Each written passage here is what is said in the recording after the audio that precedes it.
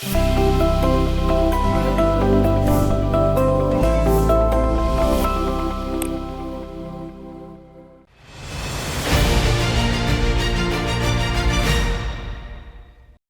watch this topic in Hindi, skip the video to 3 minutes and 11 seconds.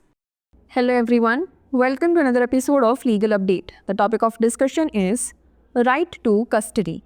First, let us see why is it in the news.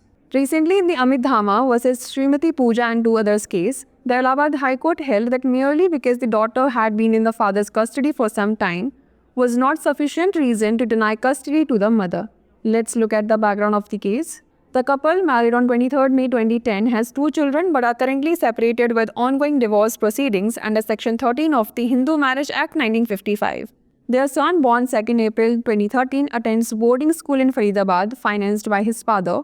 Following their separation, their daughter, born 29th September 2020, was initially in the custody of the appellant. The respondent successfully filed for custody of their daughter under Sections 7 and 12 of the Guardians and Wards Act 1890. And the family court granted the custody in August 2024, allowing the appellant fortnightly visitation rights. The appellant has appealed against this custody decision to the Allahabad High Court. The court observation was as follows. The bench of Justice Ashwini Kumar Mishra and Justice Donadi Ramesh found that various physical, emotional and psychological needs of the 4-year-old daughter would be better protected under the mother's care. The court noted that merely because the daughter had been in the father's custody for some time was not sufficient reason to deny custody to the mother. The High Court upheld the family court's order regarding fortnightly visitation rights and allowed parties to seek modification of visitation terms if needed. Let's know more about interim custody of a child. Section 12 of the Guardians and Wards Act deals with the power to make interlocutory orders for production of minor and interim protection of person and property.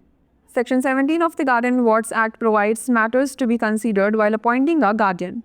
Section 13 of Hindu Minorities and Guardianship Act 1956 provides that in the appointment or declaration of any person as guardian of a Hindu minor by a court, the welfare of the minor shall be the paramount consideration. Let's now discuss some case laws related to it. Shazia Aman Khan and another versus the state of Orissa 2024. In this case, the court held that the welfare of the child has to be seen and not the rights of the parties. Ashish Ranjan versus Anupam Tandon 2010. It is a well-settled principle that while determining the question of custody, the welfare of the child should be given paramount importance and not the rights of the parents under the statute. Before we wrap up, here's a question for you. What does Section 12 of the Guardians and Wards Act 1890 primarily address? It deals with the permanent custody of minors. It provides for interlocutory orders for the production of a minor and interim protection of the person and property. It defines the legal rights of guardians over wards, or it outlines the penalties for non-compliance by guardians. Send the answer to this question in the comment section. Like, share and subscribe for more such content. नमस्कार, legal update programme में आपका स्वागत है। आज हमारी चर्चा का विषय है हिरासत का अधिकार। सबसे पहले जान लेते हैं ये चर्चा में क्यों है।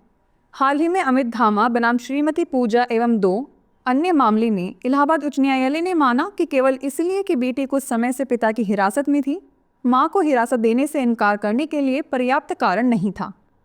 चलिए जान लेते हैं मामले की पृष्ठभूमि।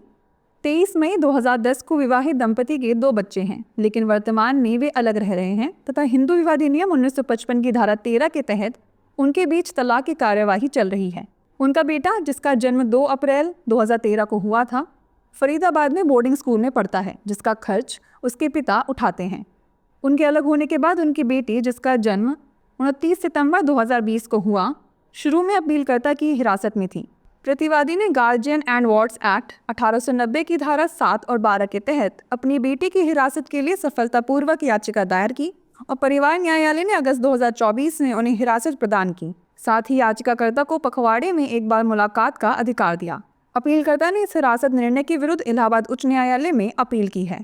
न्यायालय की टिप्पणी की बात करें तो न्यायमूर्ति अश्विनी कुमार मिश्रा और न्यायमूर्ति डोनाडी रमेश की पीठ ने पाया कि 4 साल की बेटी की विभिन्न शारीरिक, भावनात्मक और मनोवैज्ञानिक जरूरतों की रक्षा मां की देखरेख में बेहतर ढंग से की जा सकेगी। अदालत ने कहा, केवल इसीलिए कि बेटी कुछ समय से पिता की हिरासत में थी, मां को हिरासत देने से इनकार करने के लिए पर्याप्त कारण नहीं था।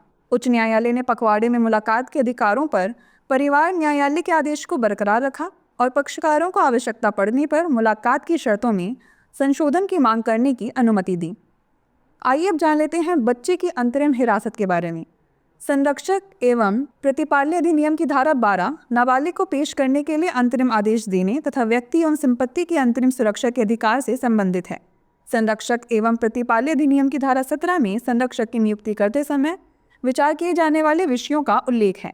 हिंदू अल्पसंख्यक एवं संरक्षता अधिनियम 1956 की धारा 13 में प्रावधान है कि किसी न्यायालय द्वारा किसी हिंदू नाबालिग के संरक्षक के रूप में किसी व्यक्ति की नियुक्ति या घोषणा में नाबालिग का कल्याण सर्वोपरि माना जाएगा।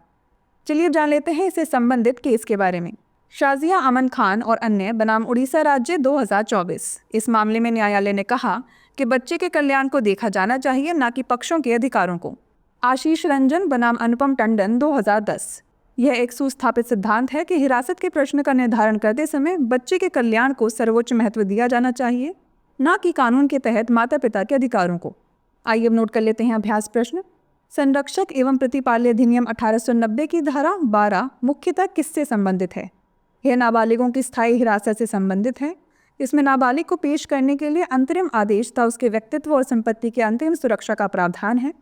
यह वार्डों पर अभिभावकों के कानूनी अधिकारों को परिभाषित करता है या इसमें अभिभावकों द्वारा अनुपालन न करने पर दंड का उल्लेख किया गया है।